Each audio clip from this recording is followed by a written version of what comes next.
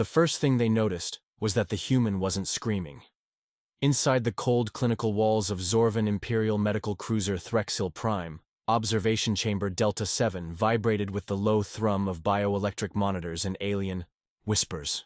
Glass screens pulsed with readouts in violet glyphs, each line capturing a cascade of biometric data from the subject strapped below. And still, no screams. Sergeant Kai Mercer, Terran designation, age 32 standard years, combat history, unclassified, lay strapped to a reinforced bioslab, encased in chains woven from carbon silicon filament. The restraints were designed to hold Baraxian berserkers, a species that could dislocate every joint in their body just to slip through a door. But they were almost unnecessary now. Kai wasn't moving. Not because he couldn't, but because he refused to give them the satisfaction of seeing him struggle. A Zorvan plasma lance, still glowing faint orange with residual heat, protruded from the upper portion of his left thigh. The entry wound had blackened the surrounding skin, armor fused into flesh in a grotesque swirl of synthetics and char. The internal temperature near the wound had been recorded at over 1700 Fahrenheit during impact. Bone was liquefied, tissue obliterated.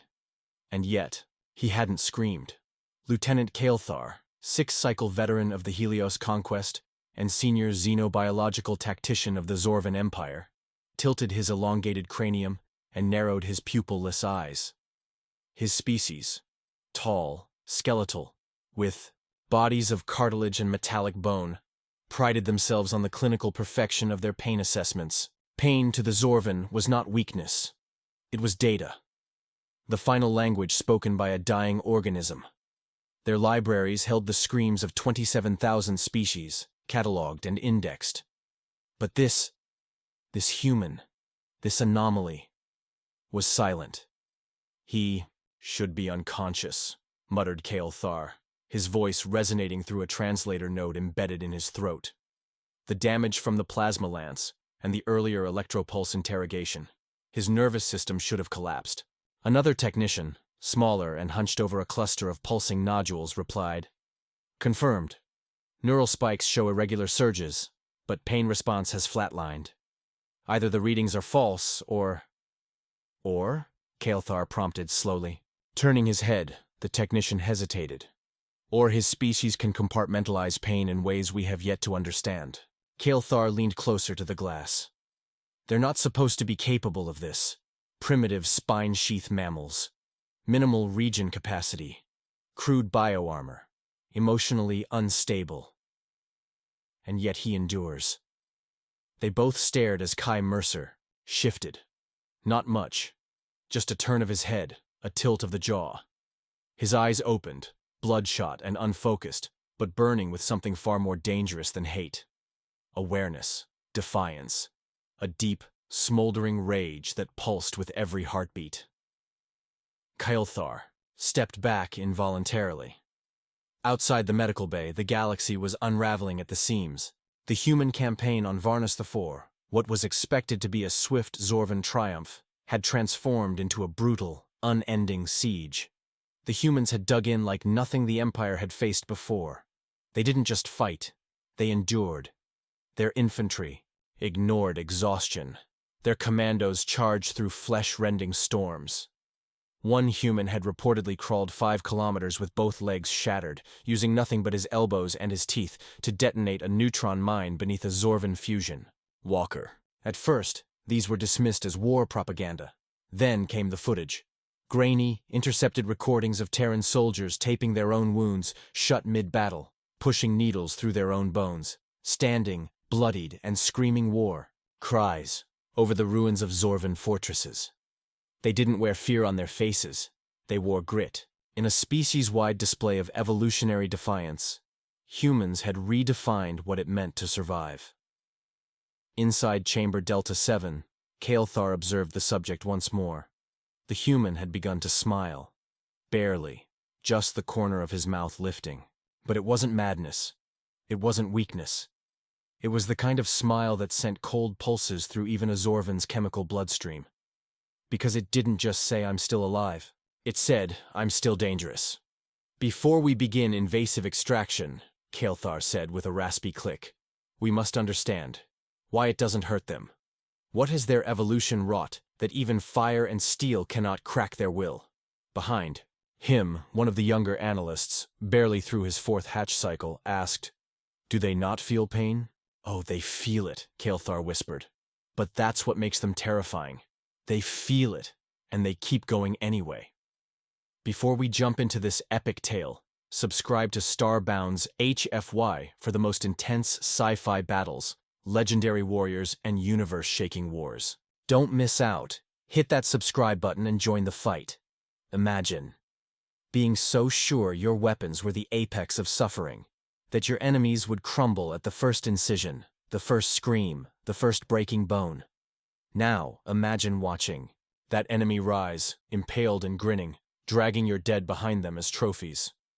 A transmission crackled through the command comms. Open broadcast, unauthorized. The voice was human, familiar. "This is Sergeant Mercer," came the rough, growled message. "Still breathing.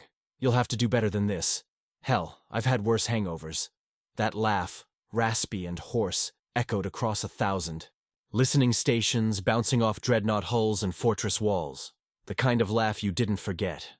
The kind of laugh that haunted the quiet hours before battle. The Zorvan had long believed that agony was a leash, and they had mastered the art of yanking it tight. But the humans, they didn't wear leashes. They wore scars, and they sharpened them into blades. The pain hadn't broken Kai Mercer. It had forged him, hardened him. And somewhere beneath the surface of Varnus IV, more like him were coming, and none of them were screaming. Kai Mercer's eyes snapped open, and for the first time since his capture, the Zorvan felt something akin to genuine discomfort. He wasn't supposed to be awake. He wasn't supposed to be anything but a broken specimen for their research. Yet there he was, still breathing, still defiant. The monitors inside the medical bay flashed, signaling the shifting electrical impulses of his brain. It wasn't just his will that was holding him together. There was something else, something deeper, something that defied every expectation the Zorvan Empire had about human resilience. Outside the sterile chamber, the tide of war was reaching a new, ominous height. Varnus IV had been a quiet colony, a world nestled at the edge of the Zorvan Empire's territory, rich in minerals but not much else. For years, the Zorvan had regarded the humans as little more than an irritant, a species too young and too flawed to be a threat.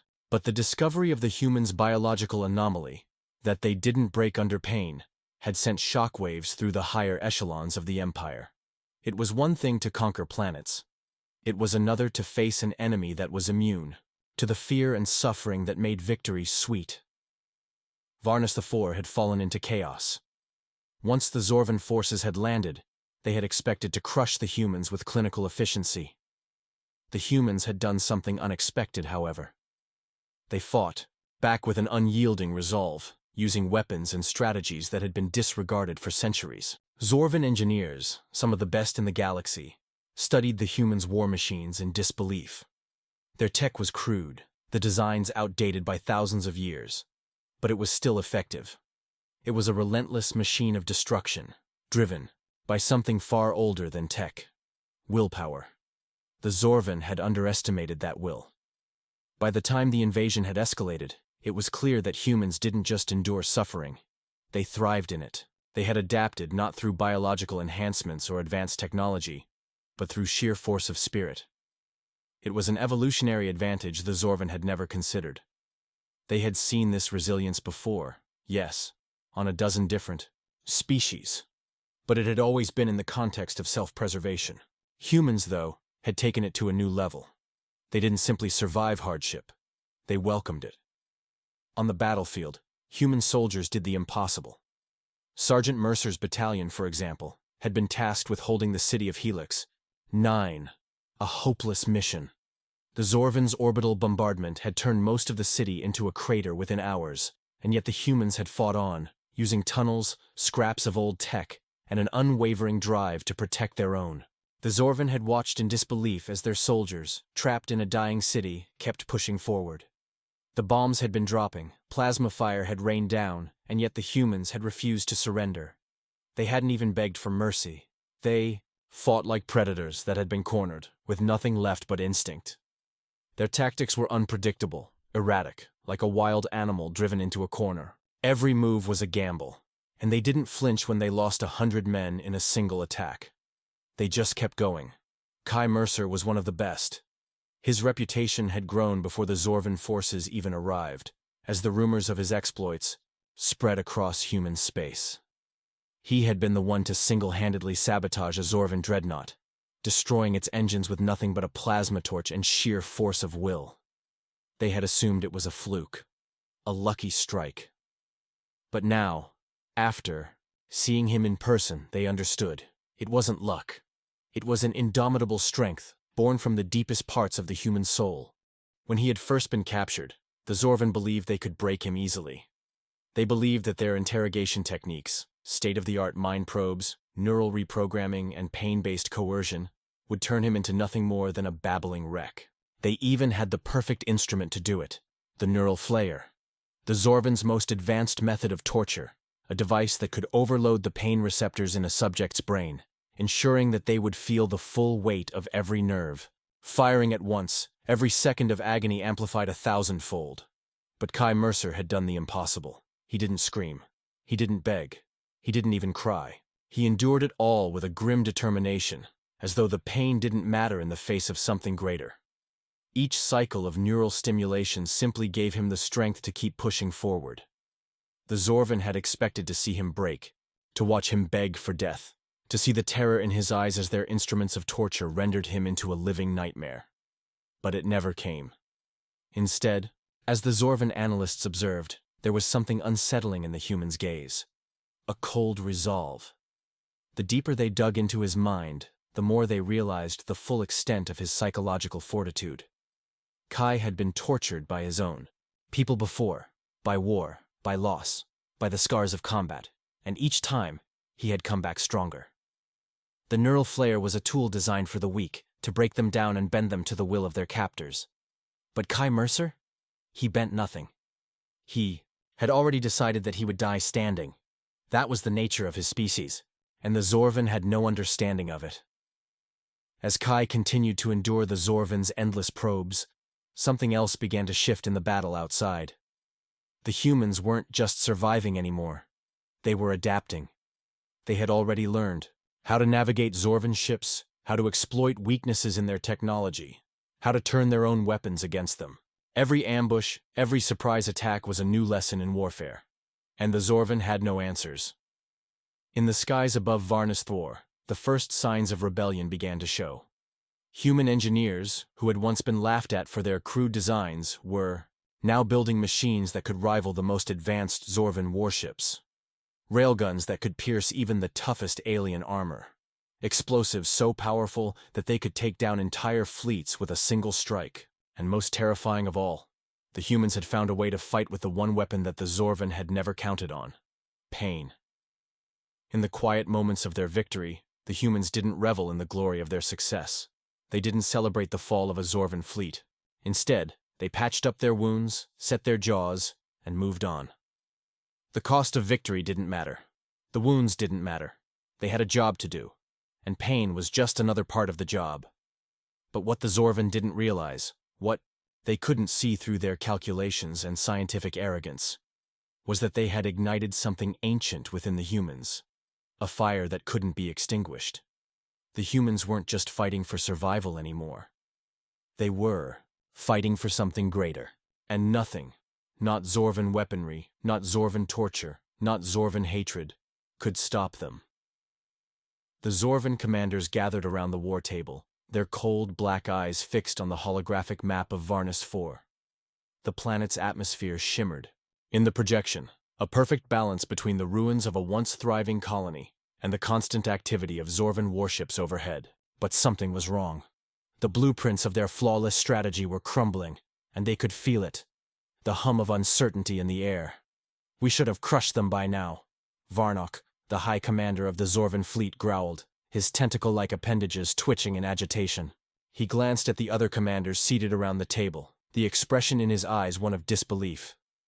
The Zorvan Empire had fought countless wars, reduced species to ashes, but humanity refused to die.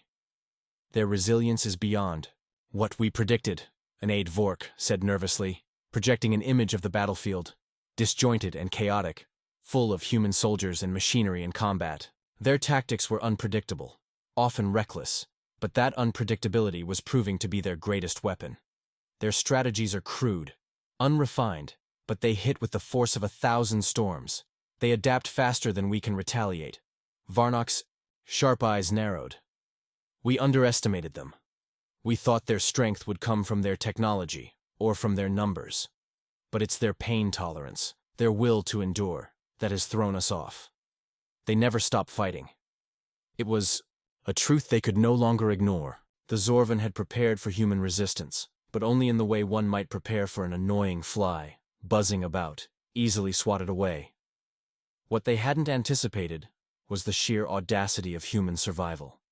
Their entire philosophy of war was built on a cold, calculated approach, an understanding of the human mind, an ability to manipulate pain, and a technological advantage that should have made them invincible. Yet here they were, facing an enemy that seemed to thrive in the face of suffering. They had underestimated the human spirit, and now they were paying the price. Above Varnus Thor, the Zorvan fleet hovered like a cloud of vultures waiting to feast. The human resistance, what was left of it, had retreated into the deepest, most desolate sections of the planet. A series of underground bunkers had been established, designed to withstand orbital bombardment. The Zorvan had attempted to break them, launching wave after wave of assault on the human positions, each one more brutal than the last. But each time they thought they had won, they found that the humans simply moved. They adapted. They rebuilt. And they fought. Kai Mercer's image flickered on the main screen, a silent reminder of the resolve that had shattered the Zorvan belief in their own superiority. He had become a symbol of human persistence. His name whispered in hushed tones among the Zorvan, his face a stark contrast to their own stoic demeanor. The human was alive, against all odds, still evading capture, still striking fear into their ranks. He was the embodiment of the human paradox, fragile yet unbreakable. In the depths of the Zorvan warship, a higher council was being convened to discuss what to do with the human problem. The command center was dark, lit only by the dim glow of tactical displays. Varnok stood at the center of the room, facing the Zorvan's supreme strategist, Threx, a cold and calculating figure who had been in charge of countless campaigns. He was the one who had created the Zorvan's most effective weaponry, and his influence over the war was absolute. "I propose a new strategy," Threx said, his voice as smooth as oil, coldly methodical. "We turn their strength against them. We force them to confront something even greater than pain." Varnok's ears flicked in curiosity. "And what might that be?" Threx's lips curled into a thin smile.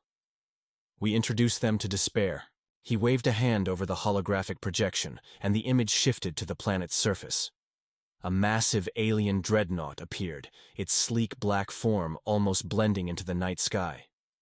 "This is the Zorvan Vengeance-class dreadnought, equipped with our most devastating weapon, the Singularity Bomb. It has the power to create an artificial black hole capable of destroying an entire continent in a matter of seconds. The moment we unleash this, we will cripple their ability to continue resisting. We will force them into submission by showing them that no matter how much they endure, they cannot survive the end." The room was silent as the implications of Threx's plan settled into the minds of the other commanders. To the Zorvan, this was an elegant solution. Remove the humans' ability to fight back by stripping them of the very will to survive. They had tried everything else: physical pain, psychological warfare, brutal tactics, but nothing had broken the humans. So now they would turn to something far darker. As the Zorvan debated, the humans, still oblivious to the imminent threat hanging over them, were preparing their next desperate stand. Kai Mercer, now free from Zorvan captivity, was rallying what remained of his forces. The air was thick with tension as soldiers gathered around their makeshift command center in the heart of Varnus IV's underground bunkers. Outside, the ground rumbled with the approach of Zorvan forces. The humans were running out of time. "This isn't about victory anymore," Kai muttered to his officers, his voice steady despite the weight of the moment. "It's about survival. We fight, we die, but we make sure they know what it costs. To break us, If they want to destroy us, they'll have to kill every last one of us, and even then, they won't win. The message was clear, and every soldier who heard it understood. They were no longer fighting for land, or even for freedom. They were fighting to send a message to the stars that humanity would not go quietly into the dark. And through the war room, Varnock's expression was grim as he watched the humans prepare. "They won't break," he said softly, more to himself than to anyone else. "They will never break." But the Zorvan had made a fatal miscalculation. They assumed that humanity's drive to survive was born from a fear of death. They were wrong. It wasn't about avoiding death. It was about defying it. The human spirit wasn't designed to cower in the face of pain. It was built to challenge it, to use it as fuel. The Zorvan had unwittingly awoken a beast, and now they would learn the full extent of the cost of underestimating the humans. As the countdown to the deployment of the Singularity Bomb began, the stage was set for a final confrontation, one that would not just determine the fate of Varnus IV, but the fate of an entire species. The hum of the Singularity Bomb's countdown reverberated through the Zorvan command ship, a rhythmic pulse that matched the growing sense of finality within the fleet. They had cornered the humans, pushed them to the brink, and now the end was almost within their grasp. At least, that's what the Zorvan believed. What they didn't understand was that they had underestimated one key element of humanity: the drive not just to survive, but to fight, to adapt and evolve even in the face of annihilation. On Varnus IV, Kai Mercer and his squad huddled in the darkened bunker, the weight of the approaching Zorvan juggernaut hanging over them like an executioner's blade. The plan was simple, almost absurd in its audacity. Delay the Zorvan long enough for the last of the human reinforcements to arrive. If they couldn't win, they would at least make the price of victory so high that the Zorvan would be forced to reconsider their methods. They would teach the invaders that human life was not to be taken lightly. Kai stood at the center of the command room, his face illuminated by the dim glow of a tactical display. The screen flickered with the images of Zorvan formations, their movements calculated and precise. But there was something else. Their patterns had become predictable. In the heat of battle, the Zorvan had relied too much on their overwhelming firepower, too confident in their technological superiority. That was their mistake. It was a mistake Kai knew how to exploit. "We hit them with everything we have left," Kai said, his voice calm but laced with an urgency that made every word feel like it carried the weight of humanity's survival. "We focus on their command. Vessels. Take out the leaders, and their fleet will lose cohesion. They'll fall apart." His officers nodded in silent agreement. The humans had been pushed to their limit, but the desperation in their eyes revealed something else: a fierce determination that no weapon could break. Their pain tolerance, their ability to endure unimaginable hardship, had become their greatest asset. And it was this ability to keep fighting in the face of overwhelming odds that had so confounded the Zorvan. On the battlefield, the Zorvan's forces advanced relentlessly, their war machines tearing through the planet's surface with brutal efficiency. Their dreadnoughts hovered just above the surface, sending down waves of laser fire and plasma cannons to eradicate any human stronghold in their path. Yet the humans held their ground, their tactics evolving with each encounter, adapting and recalibrating their strategy with a speed that was nothing short of miraculous. No matter how many they lost, no matter how much they suffered, the humans refused to yield. "We can't keep this up forever," one of Kai's lieutenants, Sergeant Lisa Davis, said, her voice tight with strain. She had seen her fair share of death in the war, but the horrors of Varnus IV had taken a toll on even the most battle-hardened soldiers. "What if we fail?" Kai looked at her, his gaze unwavering. "Then we make sure they remember us. If we fall, we do it with honor, and we make them regret underestimating us." With a sharp nod, Lisa returned to her post, and the soldiers began their final preparations. They were not fighting for victory anymore. The Zorvan would not allow it. But they were fighting for something more precious: humanity's very soul. It was a battle for the legacy of their species, one that would echo across the stars, even if they lost. Meanwhile, aboard the Zorvan flagship, Varnock stood at the bridge, his eyes scanning the vast expanse of the planet below. His thoughts were interrupted by an urgent transmission from Threx, the Zorvan strategist, who had been monitoring the human resistance with increasing frustration. "They are more resilient than we anticipated," Threx's voice crackled over the comm system, filled with a rare note of irritation. "Their tactics are illogical, but they are working. We must deploy the singularity bomb now before they can organize another strike." Varnock clenched his jaw. "Do it," he ordered, his voice cold with finality. "Let us end this." The command was issued, and the countdown began in earnest. The singularity bomb was primed, and in mere moments it would be unleashed upon the heart of the human resistance. The Zorvan had no doubt that the explosion would obliterate everything in its path, human and alien alike. But what they failed to understand was the bond that tied humanity together, a bond forged in blood, fire, and sacrifice. The Zorvan believed their weapon would break the humans. What they didn't account for was the fact that when you force humanity to the edge of extinction, they don't just resist, they transcend. As the singularity bomb's energy reached its peak, a sudden burst of light flared up from the surface of Varnus 4. The Zorvan watched, their hearts pounding with anticipation as the humans launched their final assault.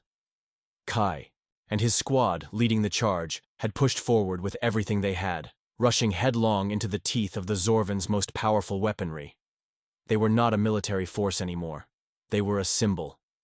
Kai's ship shot forward, a streak of fire across the sky, darting through the barrage of lasers and plasma that filled the atmosphere. The Zorvan dreadnoughts loomed ahead, their massive bulk blocking out the sun. With a deafening roar, the singularity bomb detonated above them, and for a moment, the world held its breath. The explosion was cataclysmic. The shockwave of the bomb surged outward, distorting space itself, sending ripples through the very fabric of reality. The sky split open, as if the universe itself were protesting the violence. But amidst the chaos, something miraculous happened. The humans fought back, with a precision no one had expected. Their remaining forces coordinated an audacious counterstrike. They targeted the Zorvan's energy shields, exploiting the moment of weakness caused by the bomb's shockwave. The Zorvan fleet, now scrambling to recalibrate their defenses, was unprepared for the human response. The tide had shifted. In the final moments, as the singularity bomb's aftershocks echoed through the battlefield, Kai Mercer stood in the heart of the storm, a figure of defiance against the overwhelming odds. The battle was far from over, but in that instant, the humans had shown the Zorvans something they would never forget. Pain was not their weakness. It was their strength. The dust of Varnus IV hung in the air like a shroud, a thick haze that obscured the charred remains of what had once been a flourishing colony. The battlefield was silent now, save for the occasional crackle of energy and the distant, low hum of the Zorvan fleet's retreating engines. Victory was within reach, but the cost had been staggering. Kai Mercer stood atop a ridge overlooking the wreckage. His body ached from the grueling combat. His face was smeared with dirt and blood, his armor scratched and dented from the unforgiving battle. But his eyes, those eyes, burned with a fire that only humanity could understand. A fire that no alien force, no matter how powerful, could ever extinguish. Behind him, his squad mates gathered, their expressions a mixture of exhaustion, sorrow, and something else. A quiet, resolute pride. They had done it. Against the might of a technologically superior enemy, they had endured. They had fought for their lives, their homes, and their future. But more than that, they had fought for the very essence of who they were. "Is it over?" Lisa Davis asked, her voice tinged with disbelief. She had seen the singularity bomb's destructive power firsthand, felt the earth-shattering force of its detonation. She had watched as her comrades had sacrificed everything in a last-ditch effort to survive. But now, standing among the survivors, it almost seemed impossible that they had made it this far. Kai's lips twitched into a faint, tired smile. "For us, for humanity, it's never really over. We keep fighting. That's what we do." And as if on cue, a distant rumble reverberated through the ground, followed by a rising roar of engines. The Zorvan dreadnoughts had not retreated far. They had regrouped, and now they were charging once more, their shields flickering as they recalibrated. The humans had delayed them, but the war was far from won. But something had changed. The Zorvan fleet no longer exuded the same arrogance they once had. Their movements were more erratic now, more cautious. They had seen what humanity was capable of, had felt the full weight of human determination. In the depths of space, they had mocked human pain tolerance. They had believed it was a flaw, a vulnerability to be exploited. Now, they knew better. They knew that no matter how much the humans suffered, they would always rise again, each time stronger than before. And so it was that the final battle was set in motion. Kai ordered the remaining forces to mobilize, his voice cutting through the static of the battlefield. We hit them hard. Every last ounce of firepower we have left, no more running. We fight like hell. The humans launched their final offensive with a fury that only desperation could breed. The skies above Varnus IV ignited once again as the human fleet, battered but not broken, surged forward. Every ship, every soldier, every fighter screamed into the fray, as if the very weight of human will was fueling them. The Zorvan, now on the defensive, scrambled to adjust their tactics. They had been outwitted by the humans before. They would not let it happen again. But this time, the Zorvan were not facing an organized military force. They were facing something far more dangerous. An entire species united in their refusal to die, to be crushed beneath the heels of their invaders. Humanity's pain tolerance was not their weakness. It was their weapon. On the ground, Kai led the charge once more. His heart pounded in his chest, but his mind was clear, clearer than it had ever been. This was their moment. This was their legacy. He was not just fighting for his life. He was fighting for the future of every human who had ever dreamed of something greater than the endless cycle of war and suffering. He was fighting for the generations that would follow, for the children who would one day look to the stars and see not a battlefield, but a place of hope and possibility. With a deafening roar, the final wave of humanity's forces descended upon the Zorvan dreadnoughts. Their weapons fired in unison, each shot a testament to the unyielding spirit of the humans who had made it this far. And for the first time in the war, the Zorvan faltered. Their massive ships trembled under the assault, their shields buckling, under the combined force of human ingenuity and sheer willpower. But it wasn't just the firepower that turned the tide. It was the human spirit, indomitable, unbreakable, that surged through every soldier, every fighter, every civilian who had ever dared to stand against the odds. The Zorvan had thought they could crush that spirit. They had believed that pain would break humanity, that suffering would lead them to surrender. But they were wrong. Pain had only made the humans stronger. In the final moments of the battle, as the Zorvan fleet began to break apart, Kai found himself standing face to face with the Zorvan command ship.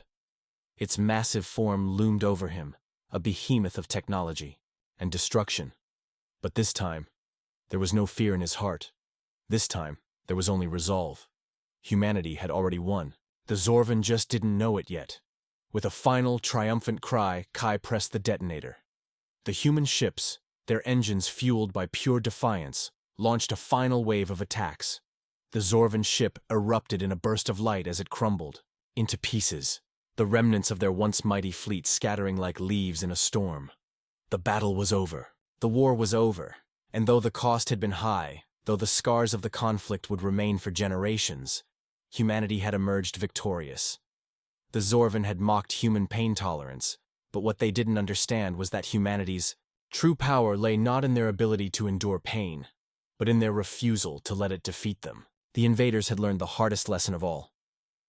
Never underestimate the will of a species that refuses to be broken.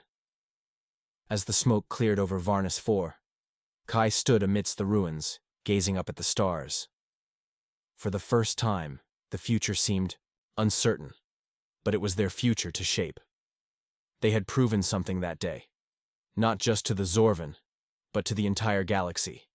Humanity would never be underestimated again.